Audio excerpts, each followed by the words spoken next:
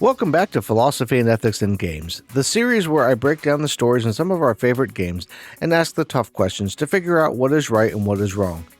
I'm Josh Bearheart Hawk, and today we're saving the world and finding out what the truth will cost Michael in Grand Theft Auto 5. In case you missed any of the previous episodes in the Philosophy and Ethics series, I've linked a playlist in the description below. As I continue to break down this and other games, I'll add new videos to the playlist so you can find them all in one place. Following the Polito Bay score, our group of heroes has to lie low for a while and wait on marching orders from their FIB handlers.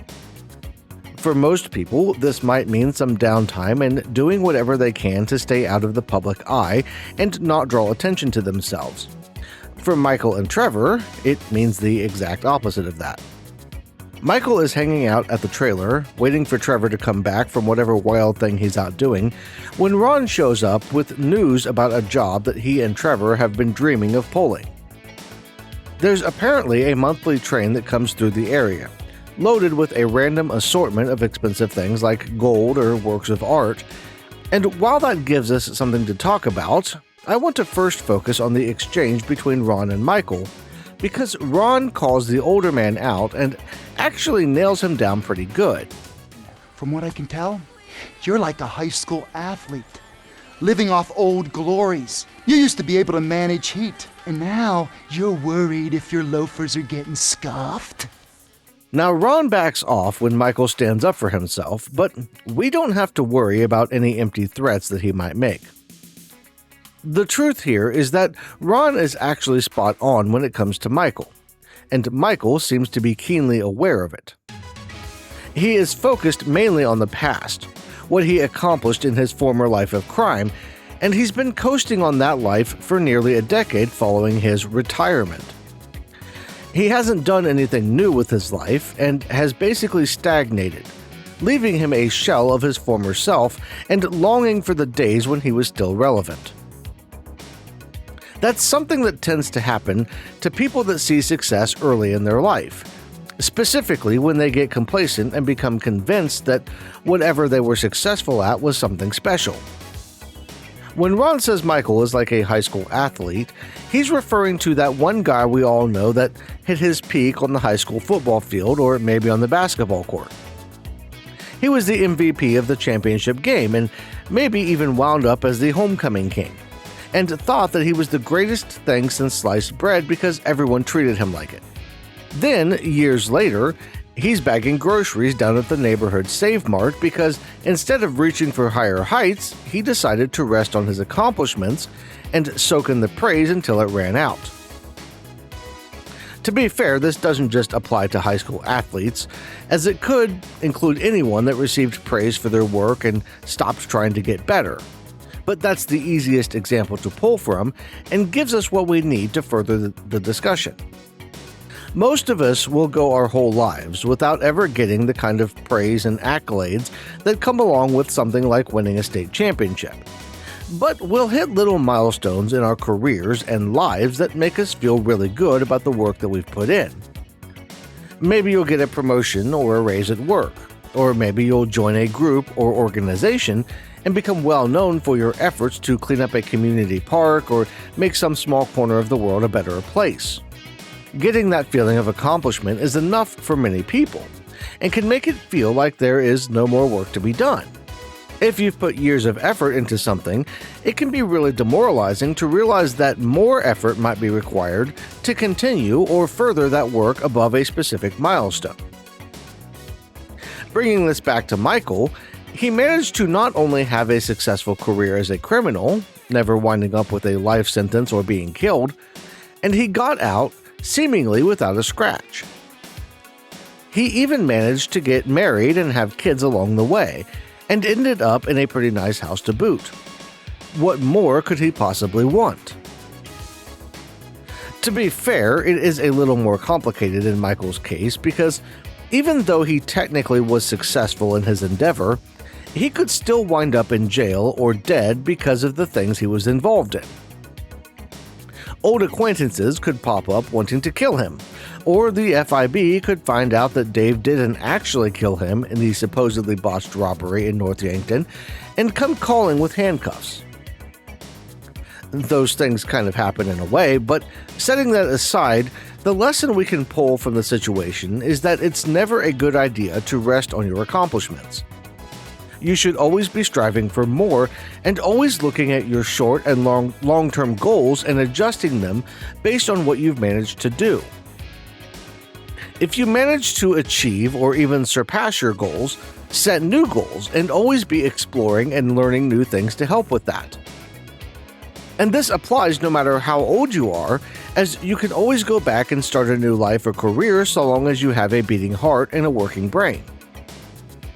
There have been countless news stories written about people who spent decades working in factories that shut down, only to wind up being laid off and deciding to start a new career, doing something else because they refused to give up. I've even seen stories of people in their 70s and 80s going back to college and getting degrees in something brand new to them out of boredom in old age or just wanting to expand their horizons. It isn't always easy, but nothing worth doing is ever really easy. Getting back into the game, Michael and Trevor wind up managing to hijack and crash a train, recovering a valuable item in the process, and giving Michael hope that he will soon be able to return to his home in Los Santos. But, as we know by now, things are never really that simple, and even the brightest days can give way to dark clouds. After robbing the train, Michael and Trevor get into an argument about what to do with the loot. Trevor wants to sell it and keep the profits for himself and Trevor Phillips Industries, and Michael wants to give it to Martin Madrazo to try and make up for the hole that Trevor dug by kidnapping Mrs. Madrazo. In a moment of desperation, Michael says he is willing to partner with Trevor on a job they've been dreaming about for years, hitting the Union Depository in Los Santos. That job is no small task, but the promise is enough to catch Trevor's attention, and he reluctantly hands over the case. As the pair are leaving the area, though, Steve Haynes calls them to say that everything is ready for the next FIB job, and we're off to save the world once more. This time, the issue revolves around a plot that the IAA has to allow one terrorist organization or another to release a chemical agent they've developed into a major metropolitan area. As usual, the whole thing boils down to a funding battle, and Michael winds up partnering with Haynes and Norton to steal the chemical component, while Trevor and Franklin fly in on the helicopter the FIB bought with the Paleto Bay money to whisk it away. All of that is well and good, but I actually want to focus on the chemical agent they're targeting here for our next discussion. See, one thing we're exceptionally good at as human beings is finding ways to kill each other, and that is incredibly fascinating when you stop to think about it. Many species in the animal kingdom have territorial disputes and will fight over things like mates and food. But humans are unique in the fact that we'll fight each other and invent new weapons just for the sake of having new ways to threaten and take each other out. Early mankind would use things like rocks and spears, but as time went on, we started forming entire groups just to invent new ways to one-up the other. Some of those battles might have been for territory or resources that were needed for survival, but more often than not, they wound up being more about ego and showing the opposing group how much better we were than them. This has especially been the case as humans have become more technologically advanced.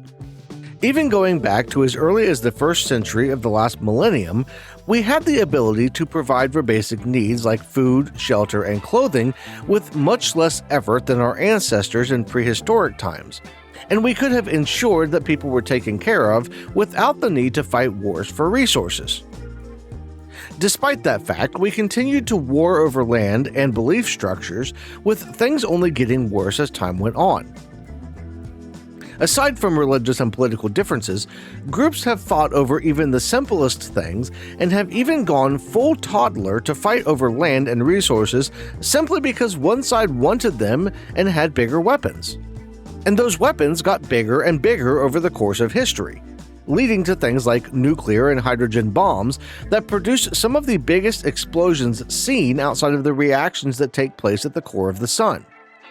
The technology and resources used to develop and produce these weapons could be used to improve the lives of people in some of the poorest countries on Earth. And yet we continue to focus on using those resources to kill one another and make the world worse. And the idea in GTA 5 of a government using a chemical weapon on its own or other people isn't even some kind of unique fictional thing, as governments and groups have been using these terrible weapons for centuries.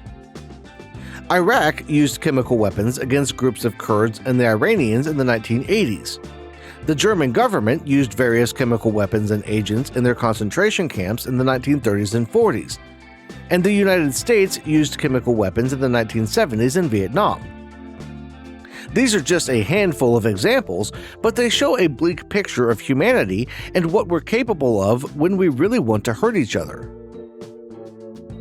Ideally, we'd learn from our own history and choose to make the world better moving forward instead of focusing on developing new weapons like this, but that takes a lot more effort.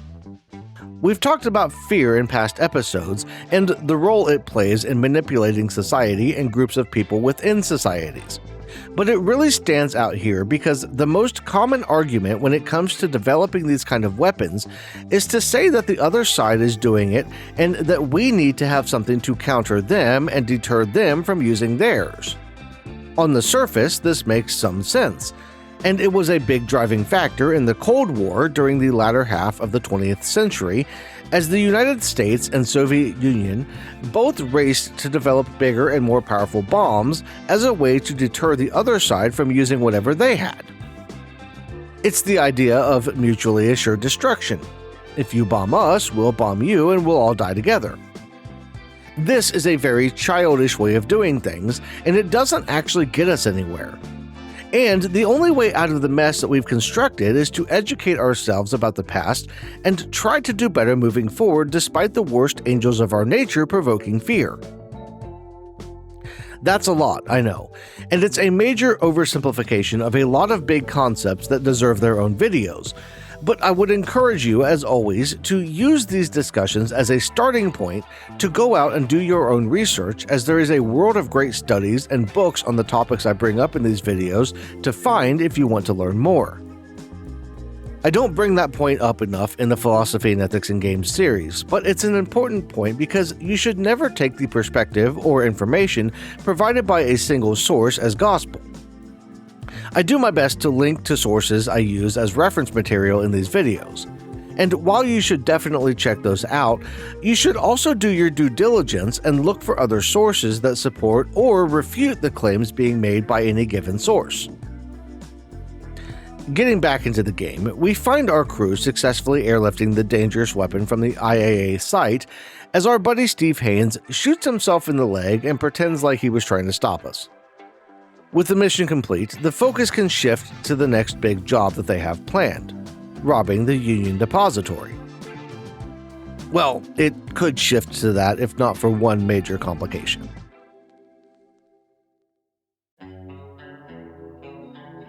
Lester was able to deliver the statue that Michael and Trevor stole to Martin Madrazo, and the only thing left to do to make things right with him is to take Mrs. Madrazo home. That might not be that big of a deal, except that Trevor has actually become quite attached to her, and she seems to feel something for him as well. Now, some of that on her part could be maybe something like Stockholm Syndrome, or perhaps she has some really low standards based on how Martin has treated her. But it also kind of seems like there is some genuine feelings between them as they chat on the way to the drop-off. This is especially true on Trevor's part, and it kind of makes me wish they could have lived happily ever after. Though saying that out loud, I'm not really sure that would have worked out for the best in the long term. Really, Trevor just needs to get into therapy and work things out, as jumping into a relationship when you have a lot of emotional baggage isn't the best idea. But I digress. The next thing Trevor, Michael, and Franklin want to focus on is doing the impossible job of robbing the Union Depository, the biggest bank in San Andreas. It has a ton of security, and they all acknowledge the high likelihood that they'll wind up in the ground or in jail, but what fun would it be if the stakes weren't that high? They wind up meeting in the new home of Trevor Phillips Enterprises' Los Santos operation, a gentleman's club called the Vanilla Unicorn. And casing the bank itself is almost as wild as a normal heist, as Trevor and Lester circle the area in a helicopter, and Michael and Franklin check things out on the ground. But the Union Depository isn't the only thing on Trevor's mind, as he feels like doing a job that big wouldn't be right without first springing his old pal Brad from prison to help. He brings this up to Lester, who tells him that he needs to talk to Michael about it, and after they finish the initial planning stages, Trevor decides to do just that. He heads over to Michael's house, but things don't quite go as planned. For one thing, Michael seems to have finally found his calling through his work with Solomon Richards, and is now convinced that he wants to make movies instead of pulling scores. This seems like yet another betrayal to Trevor, who sees their friendship as more than just a business partnership to be ended. And as big as that rift is, it only gets worse when he finally asks Michael about Brad. See, Trevor's been questioning who or what was buried in the grave that Michael is supposed to be occupying ever since he found out the man was alive. It might not have seemed too suspicious, except for the fact that no one but him seems to be on board with breaking Brad out of prison, and the fact that Michael appears to have made some kind of deal with the government.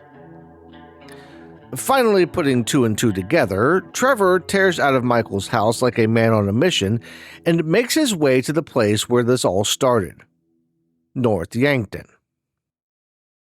Michael goes after him, but isn't able to stop him in time, and after what is probably the longest flight of his life, he finds himself driving through the snow and ice and making his way to the cemetery where he had been laid to rest 10 years in the past. By the time he walks up, Trevor has nearly dug deep enough to reach the coffin, and realizing there is no stopping what's about to happen, Michael gives in and admits to his betrayal, at least partially. He does admit things didn't go as planned, but he doesn't want to admit the full truth that Trevor has already figured out. Trevor was supposed to be the one in the grave. That kind of betrayal goes beyond anything Trevor could have imagined when he first found out the man he thought was his friend was still alive. It's one thing that Michael abandoned him and played dead for 10 years, but the idea that he originally wanted Trevor in the ground raises it to a whole new level. Both men square off, but neither can bring themselves to pull the trigger. I don't have the fucking balls to do it, but I do! I got more to lose than you. Never a truer word has been spoken, brother. Now pull the fucking trigger! You ain't got the guts. Take the fucking shot! Before we get the chance to see how this scene might play out and who would win in the end, they are interrupted by some of Trevor's old friends. It turns out Mr. Cheng, the father of the guy Trevor was trying to make a deal with way back when we first met him, has sent some men to capture Trevor, and they followed him and Michael all the way to North Yankton. Trevor winds up escaping in the chaos, and after a short gunfight, Michael is captured by the assailants and taken hostage. But his ultimate fate will have to remain a mystery until next week. There's only a couple of episodes left for the Grand Theft Auto Philosophy and Ethics in Games series, and as we wrap up, we'll be moving into another great game, The Last of Us. To make sure you don't miss out on that and any other games we cover here in the future, make sure you're subscribed to Lost in Games on YouTube. I'll also be covering the characters in GTA in the Friend or Foe series here on the channel in the near future, and you aren't going to want to miss that. If you want to help the channel in other ways, I've got channel memberships here on YouTube, a Patreon, and a membership program on my website. Joining any of those will get you cool perks like having your name on the screen in videos, while also helping me to keep making content like Philosophy and Ethics in Games and more. That's all I've got for this one. I want to thank you all for watching, and I'll see you in the next one.